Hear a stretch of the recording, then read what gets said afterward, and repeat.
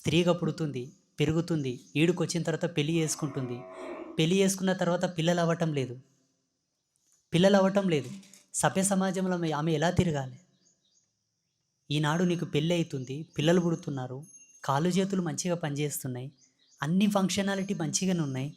అయినా ఏదో నువ్వు అత్యాశకు పోయి, పేరాశకు పోయి, దురాశకు పోయి కష్టాలు తెచ్చుకొని, ఇదేదో కష్టమని నువ్వు గుర్తిస్తున్నావు. ఇది కష్టం కాదు.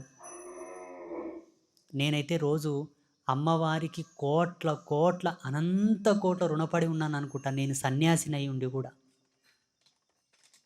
సన్యాసులు ఎవరికి రుణం ఉండరు, భగవంతునికి కూడా రుణం ఉండరు సన్యాసులు.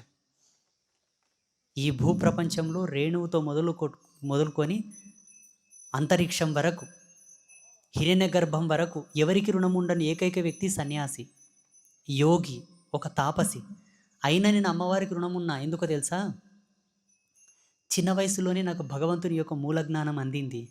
ఈనాడు నెతిమీన ఎన్నికలు గడ్డం తెల్లగైన గురువులు చాలామంది పీఠాధిపతులు ఉన్నారు. ఆ తత్వజ్ఞానం నాకు ప్రసాదించింది. ఈనాడు ఏ ప్రదేశానికి పోయినా 10 మంది నన్ను గుర్తుపడుతున్నారు.